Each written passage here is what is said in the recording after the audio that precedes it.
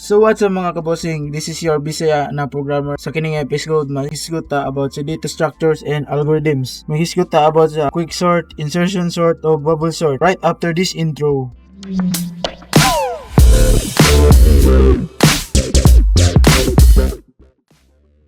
Bubble sort is a simple sorting algorithm that works by repeatedly comparing adjacent elements in a list and swapping them if they are in the wrong order. This process continues until the list is completely sorted. Basically, sa mga array, malay bubble mo sulod sa duha ka elements niya. One, i-sort na siya whether greater than or less than, swap na siya. Demonstrate ito rin. So, muna itong basic array. Multing indices or index. As you can see, unsorted siya. Para ma-sort siya, magamit ang bubble sort. Sort siya og bubble. Compare niya ang 9 o ang 1. I-compare na siya kinsay greater than or less than. I-swap din na siya. So, kini nga situation, 9 is greater than 1, maswap na sila. Tapos, kini na pong 9 o 8, since 9 is greater than 8, maswap din na siya.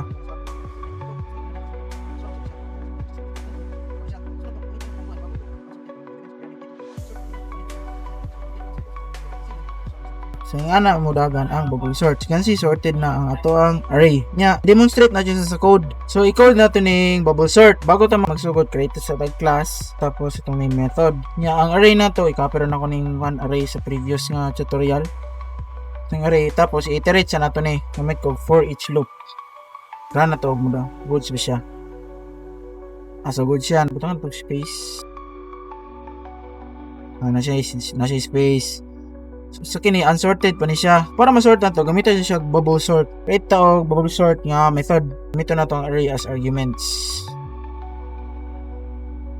Create ta ko dito na ni create og method. So muna ni ang method. I-sort na to ang algorithm. Para ma-sort siya, i-iterate sa nat ang array. Sa kini nga for loop, iterate na to ang array. Tapos another for loop. Kining isa ka for loop, basically capture na to ang source value og sa tapad nga value sa i-iterate na to nga array. J is less than array.length minus I value sa specific na to nga array. Basically ang tapad nga value sa first ug sa last index. Ngari na siya nested for loop, magamit og swapping. Para ma-swap siya, gamitan na to if else. Sa kining if else dinhi siya mo judge if kini siya nga number is greater than or less than ya. If ever nga if masunod na siya nga kuan na condition, ma-swap na siya. So if array index of j is greater than array index of j plus 1. Muna ni siya ang condition. Ipang swap din nato ni siya gamit ang temporary na variable. Store na to siya sa temporary variable. Nya gi-call out na to ang array index of j na i-assign na to ang bagong value ni array index of j plus 1. Muna ni bagong value sa array index of j. Tapos si array index of j plus 1 which is ang sunod niya mabutang dito ang temporary na variable. Nya muna na siya ma-sort na siya. Tingnan na to run ug mugana ba siya? I-run na to. So as you can see, sorted na ito ang array, and that's how a bubble sort works in Java.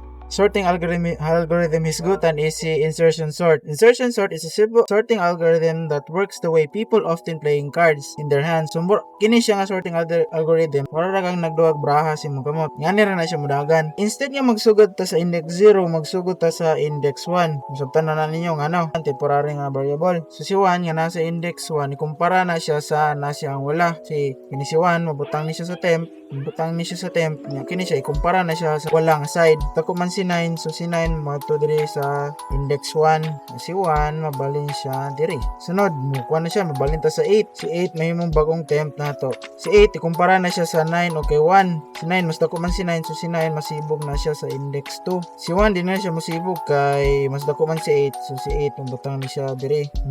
Tapos kito na siya ta.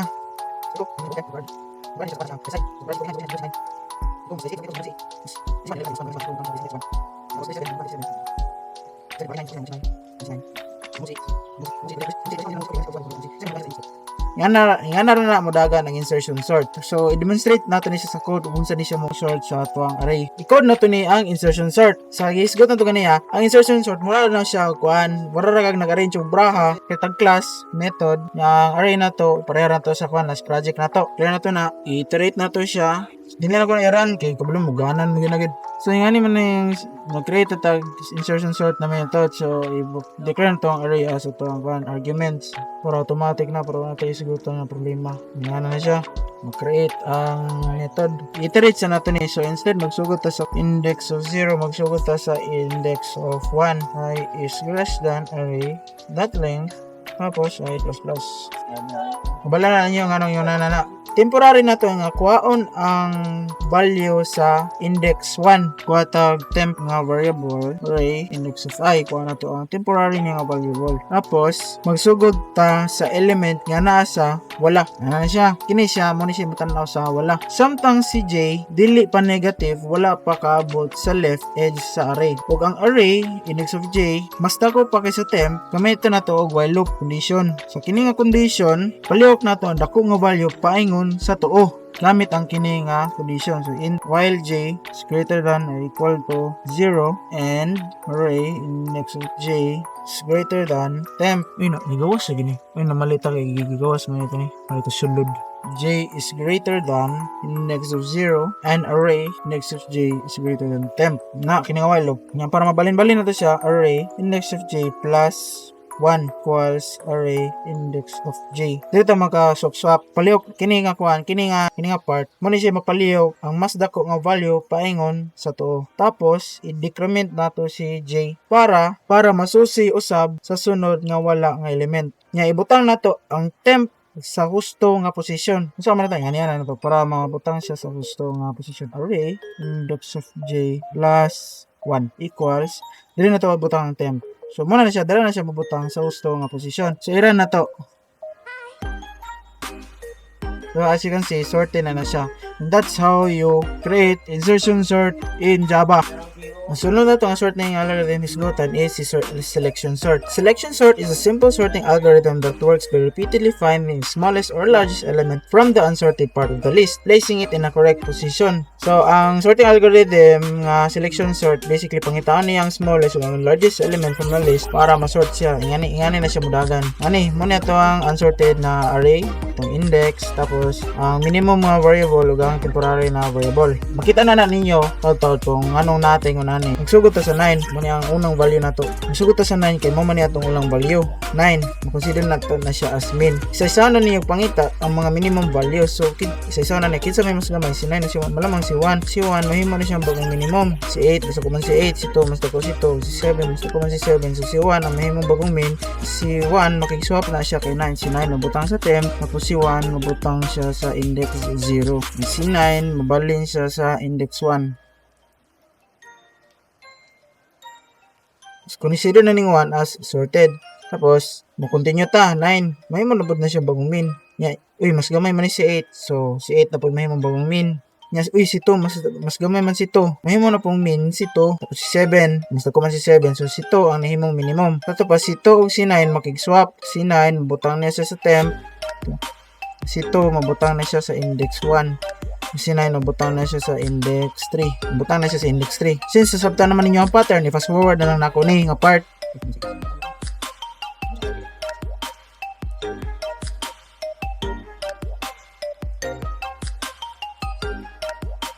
So, na-sort na siya. Yan na rin na mo sort ang selection sort. So, i-demonstrate natin siya sa code.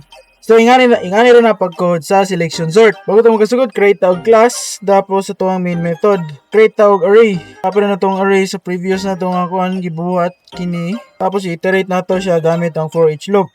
Bagan mo na. Iterated na siya. Sort na to siya gamit ang selection sort. Create tawag selection sort nga method. So, tapulan mo ko, inganayan na ako pagbuhat sa method. I-declare na itong array as itong arguments. Nasa may colon. Quick fix. Automatic na siya mag-create o method. Private, naka-static pa na daan. Para ma-sort na to siya, kinahanglan ta og for loop. Para ma-iterate na to, gikan sa index na to sa last element.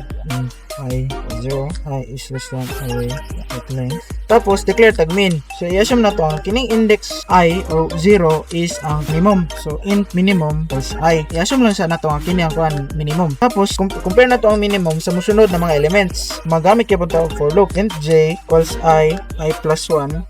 J greater than array dot length.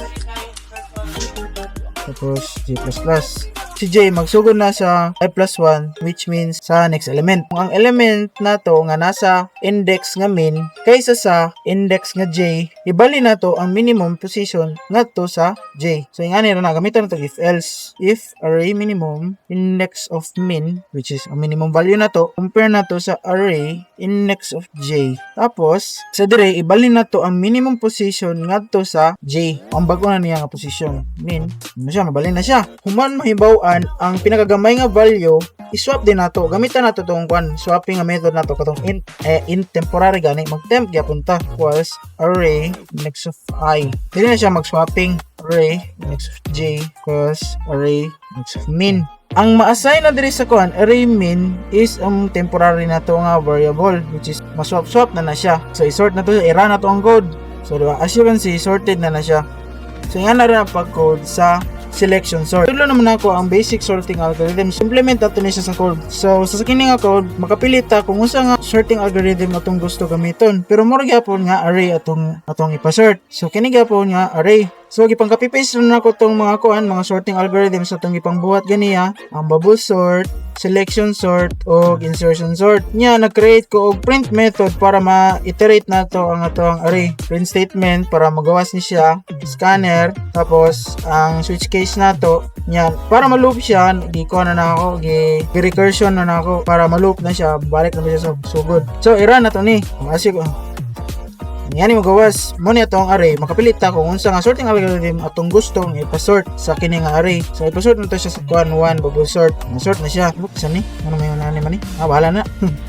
Sunod, selection sort. Masort na siya gamit ang selection sort. Sorted using selection sort. Tapos insertion sort. Masort na siya gamit ang insertion sort. Ngara na siya para ngana na ang paggamit sa gisara na to siya sa program pa nagamit naman nimo siya sa isa ka program. And that is how the basic algorithms work in Java.